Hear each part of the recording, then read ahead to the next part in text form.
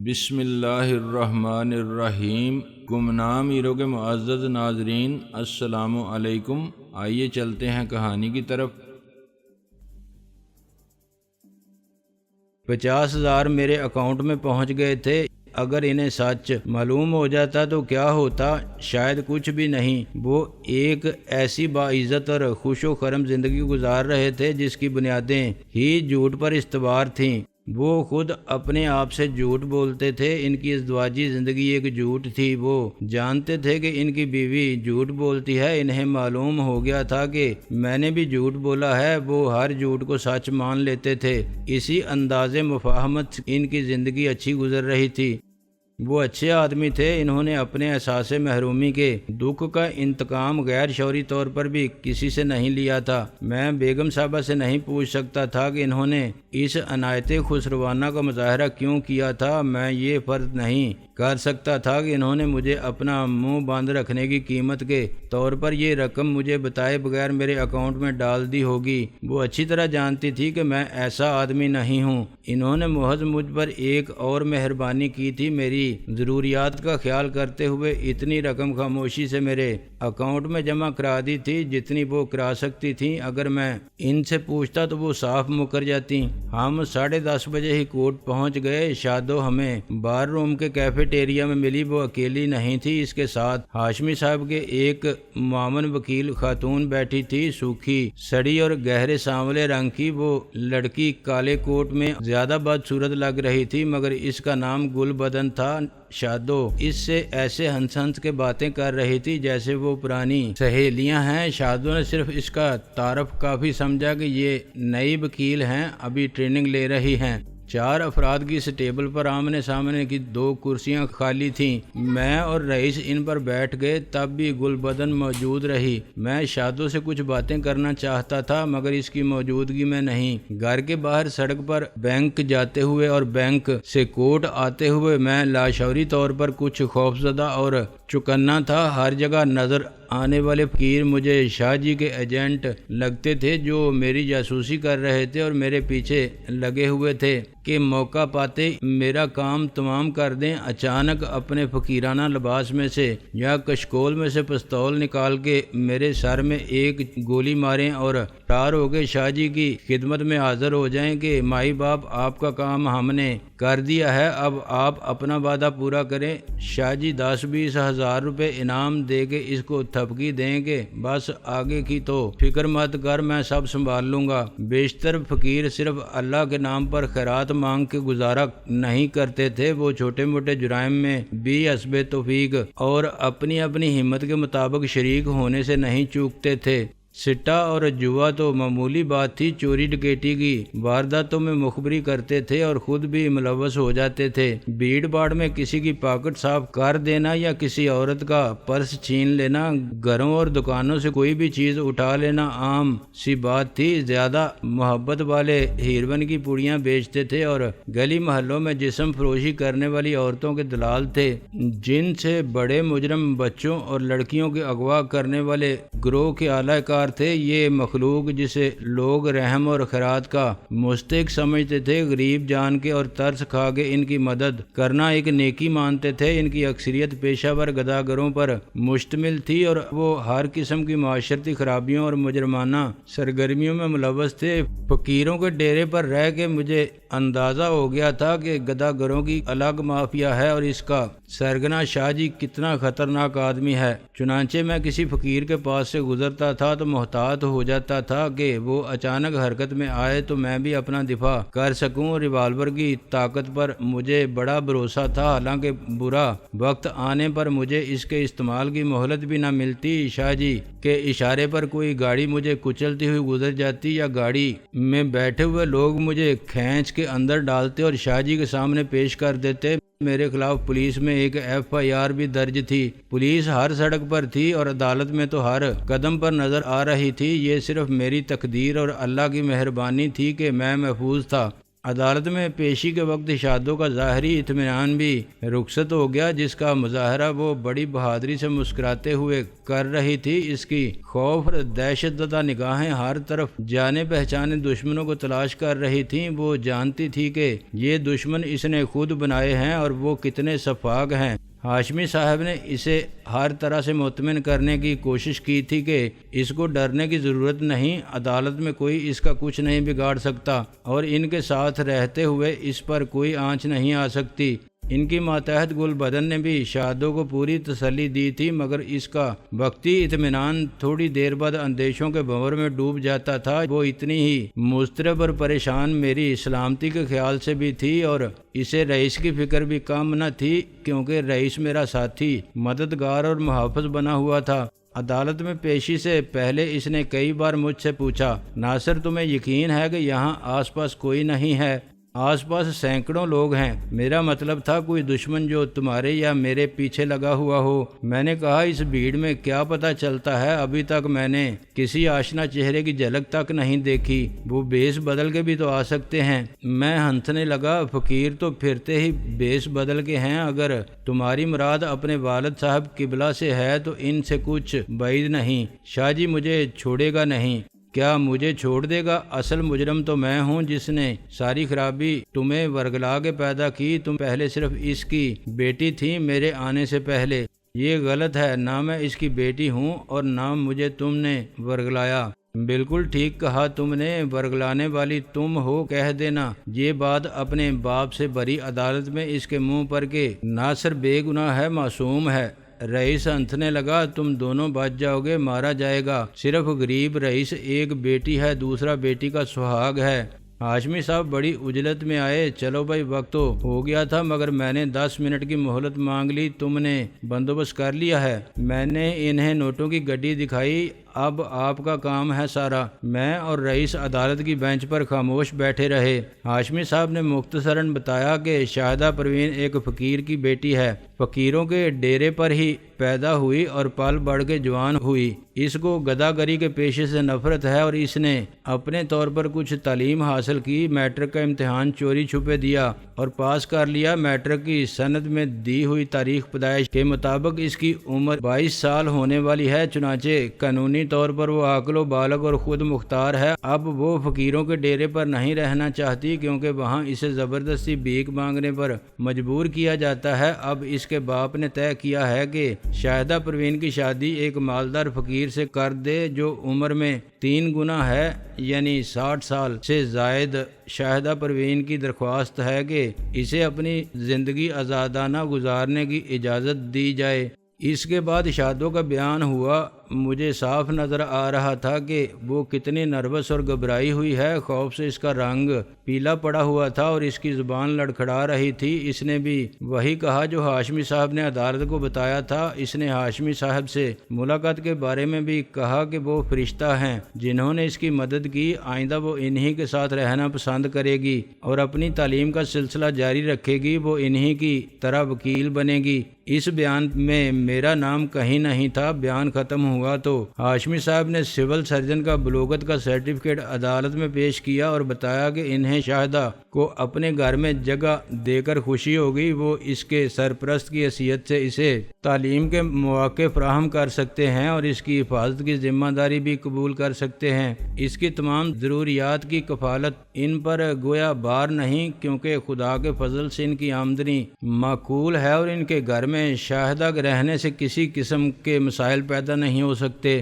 کیا آپ کی موکلہ کا باپ یا اس کا کوئی وکیل عدالت میں ہے؟ جج نے سوال کیا۔ ہاشمی صاحب نے عدالت میں بیٹھے ہوئے لوگوں کی طرف دیکھا اور نفی میں سارا ہلا کر کہا، جی نہیں جناب والا۔ جج نے کہا، شاہدہ پروین کے خلاف کوئی رپورٹ پولیس میں درج ہے؟ ایس آئی نے اٹھ کے کہا، نو سر۔ اور اس وقت میں نے پیچھے سے شاہ جی کی دبنگ گسیلی للکارتی آواز سنی، یہ جھوٹ ہے جناب والا، میرا دل سینے میں اچھلا اور ایک لمحے کے لیے جیسے ساکت ہو گیا۔ پھر میں نے رئیس کے ساتھ سر گھما کے پیچھے دیکھا۔ شاہ جی پچھلے دروازے سے آگے آ رہا تھا، اس کے ہاتھ میں ایک کاغذ تھا۔ میں نے شادو کی طرف دیکھا، وہ پھٹی پھٹی آنکھوں سے شاہ جی کو دیکھ رہی تھی اور ایسا لگتا تھا کہ ابھی گر کے بے ہوش ہو جائے گی۔ اس نے کٹہرے کو مضبوطی سے پکڑ رکھا تھا۔ شاہ جی نے جج کے سامنے پہنچ کے مجھ پر، شادو اور ہاشمی صاحب پر ایک نظر ڈالی۔ ہاشمی صاحب پرسکون انداز میں زیر لب مسکراتے رہے۔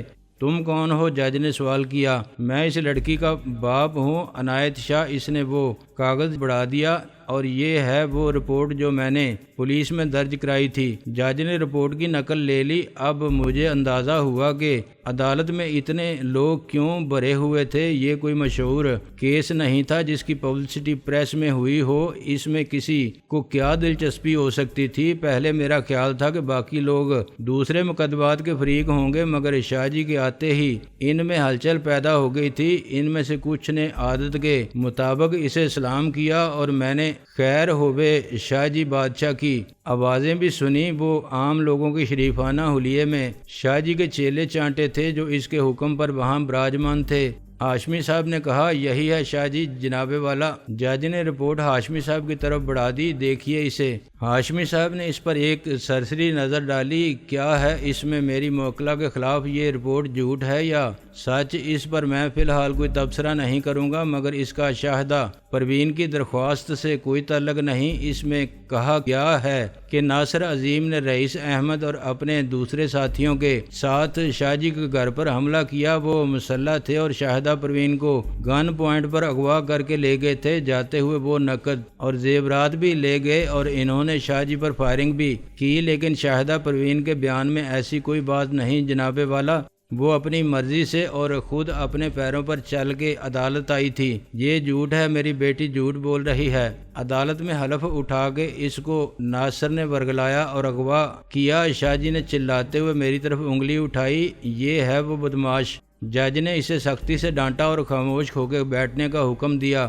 ہاشمی صاحب نے ایف آئی آر کی نقل پی ایس آئی کو تھما دی۔ اس نے رپورٹ کو اول تا آخر غور سے پڑھا۔ جج نے کہا، آپ اس ایف آئی آر کے حوالے سے کوئی سوال کرنا چاہیں تو کر سکتے ہیں۔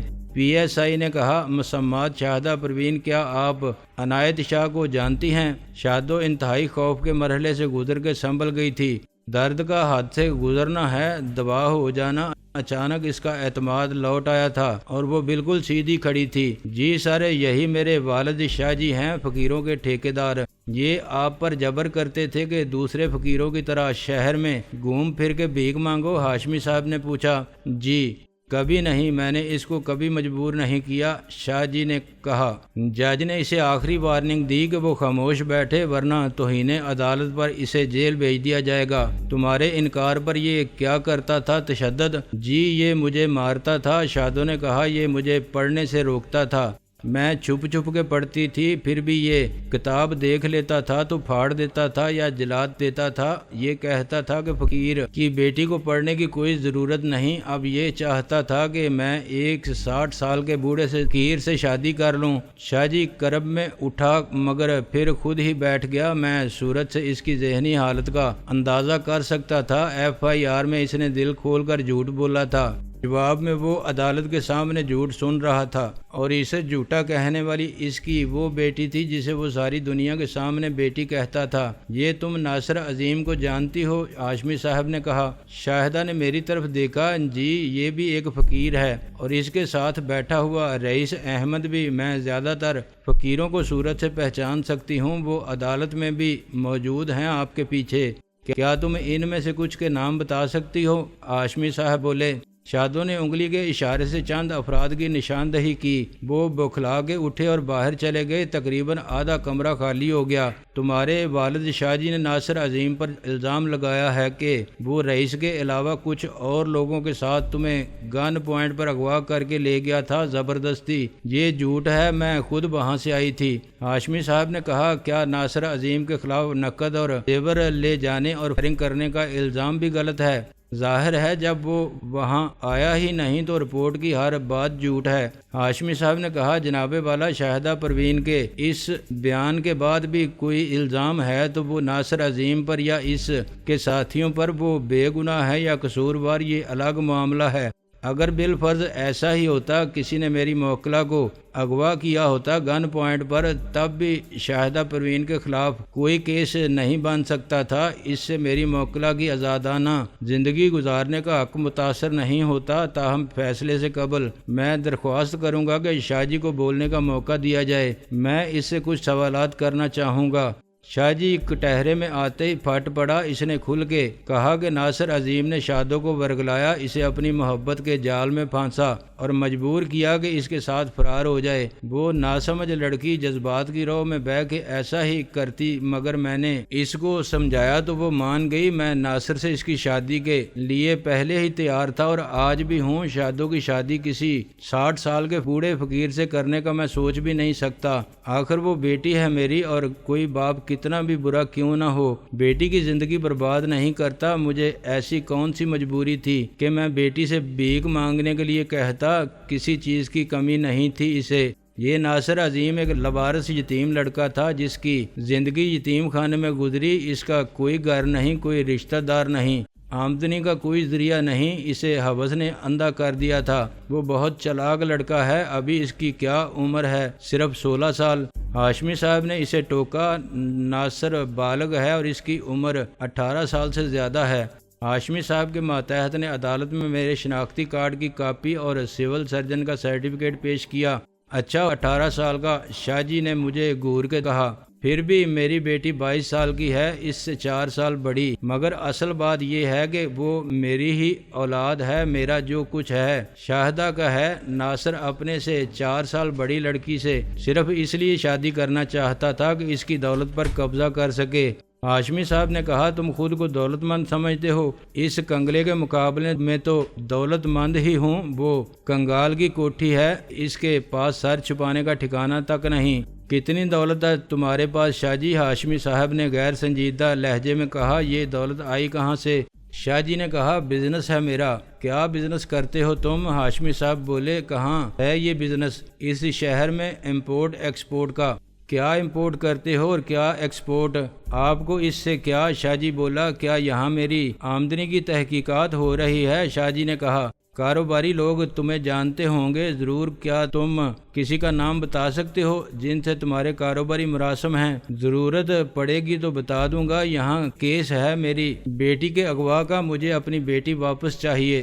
تمہاری بیٹی نے عدالت میں کہا ہے کہ اسے کسی نے اغوا نہیں کیا اور وہ تمہارے ساتھ جانا بھی نہیں چاہتی۔ ہاں وہ جانا چاہتی ہوگی اس کے ساتھ۔ شاہ جی نے میری طرف انگلی سے اشارہ کیا۔ نہیں، وہ ناصر عظیم کے ساتھ بھی نہیں جانا چاہتی اور نہ اس نے یہ کہا ہے کہ وہ ناصر عظیم سے شادی کی خواہش مند ہے۔ آپ خود پوچھ سکتے ہیں اس سے، وہ اعلیٰ تعلیم حاصل کر کے وکیل بننا چاہتی ہے۔ ضرور بنے، میں پڑھاؤں گا اسے، میں وکیل بناؤں گا۔ شاہ جی بولا اس کو تم نے ابھی تک کسی کالج میں داخلہ نہیں دلایا، وکیل کیسے بناؤ گے؟ اسے میٹرک کیے 2 سال ہو گئے۔ اس سال وہ انٹر کا امتحان دے سکتی تھی لیکن تم اس کی اعلیٰ تعلیم کے خلاف تھے۔ خیر چھوڑو یہ بات، تمہاری ماہانہ آمدنی کتنی ہے؟ جج صاحب اس سوال کے کیس سے کیا تعلق ہے؟ شاہ جی بولا اچھا یہ بتاؤ کہ سالانہ انکم ٹیکس کتنا دیتے ہو تم نے؟ ابھی کہا کہ تمہاری 2 کنال کی کوٹھی ہے، گاڑی بھی ہے تمہارے پاس۔ جج نے کہا ہاشمی صاحب غیر متعلقہ سوالوں کے لیے عدالت کے پاس وقت نہیں ہے۔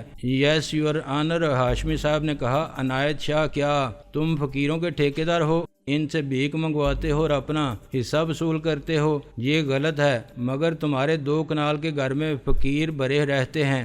جج صاحب اکیلا آدمی ہوں، صرف ایک بیٹی ہے۔ میرے مکان کی نچلی منزل خالی پڑی رہتی ہے، وہاں کچھ فقیر سونے آ جاتے ہیں اور تمہارے دل میں غریب اور بے گھر لوگوں کا اتنا درد ہے کہ تم نے کوٹھی کو کرائے پر اٹھانے کی بجائے خدمت خلق کے لیے وقف کر دیا ہے، یا تم ان سے کچھ لیتے ہو؟ شاہ جی نے کہا وہ کرایہ دیتے ہیں، مجھے ہر فقیر 200 روپے دیتا ہے۔ اور کتنے فقیر سوتے ہیں وہاں؟ ہاشمی صاحب کا لہجہ طنزیہ رہا۔ کبھی 50 کبھی 100۔ شاہ جی بولا یعنی تمہیں ہر مہینے 10 سے 20 ہزار کی آمدنی ہوتی ہے، صرف اس آمدنی کو دیکھا جائے تو 1,20,000 ہے، کم سے کم اس پر تو انکم ٹیکس ہی نہیں ویلتھ ٹیکس بھی لاگو ہوتا ہے، پراپرٹی ٹیکس۔ اس موقع پر جج نے پھر شاہ جی سے کچھ کہا مگر وہ میں نے نہیں سنا۔ ہاشمی صاحب کی ماتحت وکیل گل بدن نے پیچھے سے رئیس کے ہاتھ میں ایک رکا دیا۔ رئیس نے میرے کان میں کہا، ابے یار عدالت میں رکا بازی مجھے یقین نہیں آتا۔ میں نے کہا، کھول کے دیکھ کیا لکھا ہے۔ محبت کا اظہار کیا ہوگا پیارے۔ اس کی نظریں مجھے جس طرح دیکھ رہی تھیں وہاں کینٹین میں اس نے میرے کان میں کہا، تیرا دماغ چل گیا ہے۔ میں نے اس کے کان میں سرگوشی کی، یار توہین عدالت تو نہیں ہوگی نا؟ اگر یہ محبت نامہ جج نے ہمیں گور کے دیکھا تو میں سیدھا ہو کے بیٹھ گیا اور رئیس سے رکا لے لیا۔ اس میں لکھا تھا، آج ضمانت قبل از گرفتاری کرانے کے لیے وقت نہیں رہا، خاموشی سے نکل جاؤ فوراً۔ میں نے ادھر ادھر دیکھا اور رکا رئیس کے سامنے کر دیا۔ اس کی صورت پر مایوسی اور خفت سے 12 بج گئے۔ اسی وقت گل بدن اٹھی اور دروازے کی طرف جانے لگی۔ ایک بغلی دروازے کے پاس پہنچ کے اس نے پلٹ کر دیکھا اور رئیس کو اشارہ کیا۔ رئیس نے مجھے کوہنی ماری، قسم اللہ کی وہ بلا رہی ہے۔